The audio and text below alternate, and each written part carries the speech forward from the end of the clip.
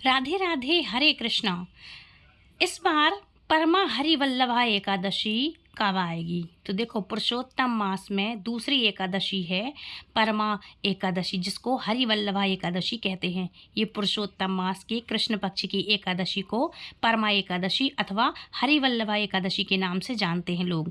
इस दिन भक्ति पूर्वक नरोत्तम भगवान श्री हरि विष्णु की पूजा करने से दुर्लभ सिद्धियों की प्राप्ति होती है। इस बार कब से कब तक इसकी तिथि रहेगी और इसका पारण समय कब रहेगा? तो देखो, इस बार एकादशी 11 जून दिन गुरुवार को 12:59 AM से देखा जाए तो यह बुधवार की देर रात 12 बजे के बाद का समय होगा, तब से शुरू होगी और गुरुवार की रात को 10:36 पर इस तिथि का समापन होगा। ऐसे में इस बार 11 जून गुरुवार को परम एकादशी अर्थात हरिवल्लभा एकादशी, इसके दो नाम हैं, परमा एकादशी या हरिवल्लभा एकादशी। तो हरिवल्लभा एकादशी गुरुवार के दिन जब पड़ती है तो उस दिन का महत्व और भी अधिक बढ़ जाता है। 11 जून गुरुवार को ब्रह्म मुहूर्त रहेगा सुबह 4:08 से लेकर के 4:56 तक। सूर्योदय होगा 5:44 पर। सूर्यास्त होगा शाम को 7:08 पर। इस दिन का योग बनेगा सौभाग्य योग सुबह 4:02 पर। बाद में शोभन योग रहेगा। राहुकाल 1:30 बजे से लेकर के 3 बजे तक रहेगा। द्वादशी तिथि 11 जून गुरुवार को रात को 10:37 से शुरू होगी और हरिवासर का भी इसी समय से शुरुआत हो जाएगी। द्वादशी तिथि का समापन 12 जून शुक्रवार को शाम को 7:36 पर होगा। 12 जून शुक्रवार को ब्रह्म मुहूर्त रहेगा सुबह 4:08 से लेकर के 4:56 तक। सूर्योदय होगा सुबह 5:44 पर। सूर्यास्त होगा शाम को 7:08 पर और इस दिन प्रातःकाल पूजा का शुभ मुहूर्त रहेगा 4:22 से लेकर के 5:23 तक। हालांकि आप सूर्योदय होने तक भी सुबह की पूजा कर सकते हैं और इस दिन राहुकाल रहेगा। राहुकाल का जो समय है सुबह 10:30 बजे से लेकर के 12 बजे तक रहेगा। परमा एकादशी अर्थात हरिवल्लभा एकादशी, इसका व्रत का पारण कब करना है अर्थात व्रत खोलने का समय कब रहेगा? तो देखो, इस एकादशी का पारण 12 जून को शुक्रवार को सुबह करेंगे हम 5:23 से लेकर के 8:10 के बीच में व्रत खोलेंगे हम, अर्थात इसका पारण करेंगे। एकादशी व्रत हमेशा निर्धारित मुहूर्त के अंदर ही खोलना चाहिए और इस बार शुक्रवार को महाद्वादशी का महासंयोग भी बन रहा है। पंचांग के अनुसार दशमी तिथि इस बार बुधवार को पड़ रही है, तो बुधवार के दिन दशमी तिथि के नियमों का आपको पालन करना है और सात्विक भोजन करना है। सूर्यास्त के बाद अन्न ग्रहण नहीं करना है। वहीं तुलसी में जल भी नहीं डालना है। कुछ दिन पहले एक या 2 दिन पहले आप अपने हिसाब से तुलसी दल तोड़ के रख लें। तुलसी दिन 5 या 11 दिन तक बासी नहीं माने जाते, इसलिए पहले से तुलसी दल तोड़ लें। चावल का सेवन ना करें। लहसुन, प्याज, मदिरा, मांस इत्यादि इन सब चीज़ों का, नॉनवेज का सेवन करना तो छोड़ो, सोचना भी नहीं है। एक टाइम भोजन करें और ब्रह्मचर्य का व्रत का पालन करें। चावल या चावल से बनी हुई किसी भी प्रकार की कोई भी चीज़ों का आप जो है ग्रहण ना करें आप, ठीक है। अब बात करेंगे हरिवल्लभा एकादशी व्रत कथा अर्थात परमा एकादशी व्रत कथा। तो शुरू करते हैं। धर्मराज युधिष्ठिर बोले, हे वासुदेव, अब कृपया करके मलमास के कृष्ण पक्ष की एकादशी का नाम, उसके व्रत की विधि तथा महात्म्य को विस्तार पूर्वक बतलाइए। श्री कृष्ण बोले, हे राजन, इस एकादशी का नाम परमा है। इस व्रत के प्रभाव से समस्त पाप नष्ट होकर लोक में सुख तथा अंत में मुक्ति मिलती है। शुक्ल पक्ष की एकादशी के समान ही इसकी विधि है। नरोत्तम भगवान का भक्ति पूर्वक पूजन इस एकादशी में करना चाहिए। इस बारे में एक मनोहर कथा जो कांपल्य नाम नगर में हुई, मैं तुमसे कहता हूँ।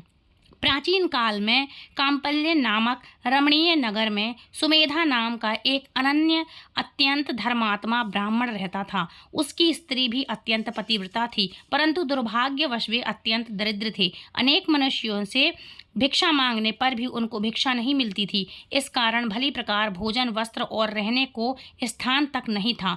रूप व यौवन से संपन्न उसकी स्त्री अपने पति सहित अत्यंत कठिनता से जीवन निर्वाह किया उसने और जीवन निर्वाह किया करती थी। कई कई दिनों तक भी उपवास करना पड़ता था क्योंकि उसको भोजन नहीं मिलता था।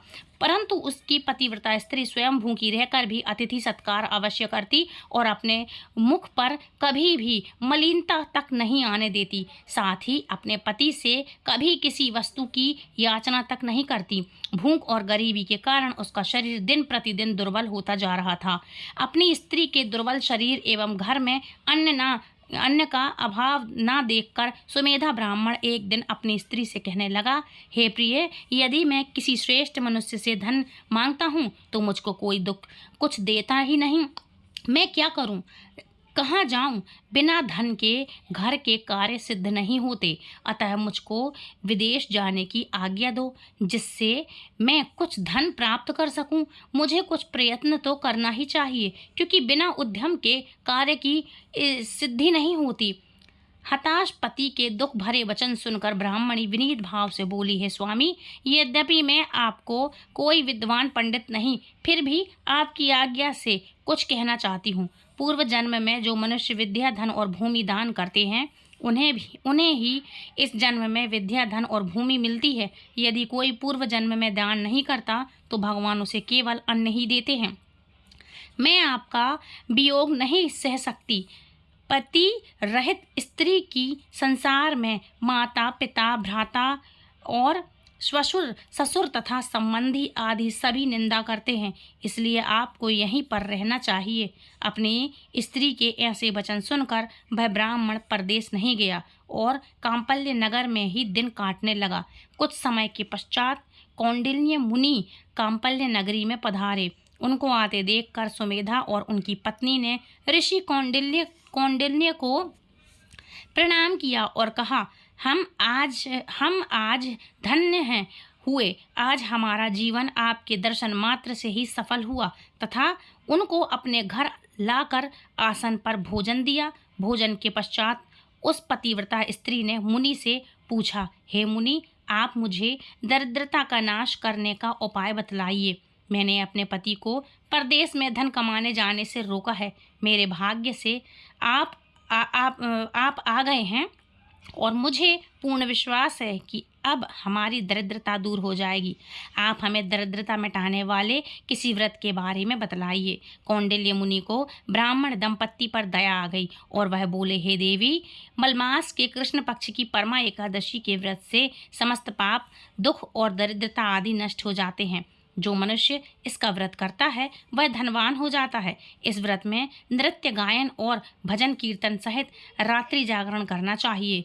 कुबेर को महादेव जी ने इस व्रत के कारण धनाधिपति बना दिया। इस व्रत के प्रभाव से सत्यवादी राजा हरिश्चंद्र को पुत्र, स्त्री और राज्य प्राप्त हुआ था। तत्पश्चात मुनि ने उनको एकादशी के व्रत की समस्त विधि बतलाई। मुनि ने व्रत का विधि विधान बतलाने के बाद कहा, हे ब्राह्मणी, पंचरात्रि व्रत इससे भी अधिक उत्तम है।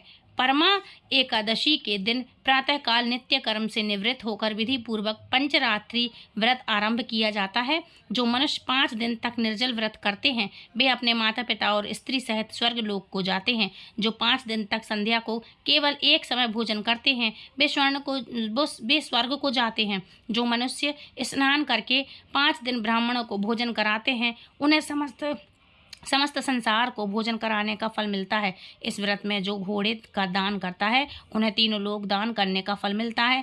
जो मनुष्य उत्तम ब्राह्मण को तिल सहित दान करते हैं वे तिल की संख्या के बराबर विष्णु लोक में रहते हैं। जो घी का पात्र दान करते हैं वे सूर्य लोक को जाते हैं। जो 5 दिन तक ब्रह्मचर्य पूर्वक रहते हैं वे देवतांगनाओं के साथ स्वर्ग में भोग करते हैं।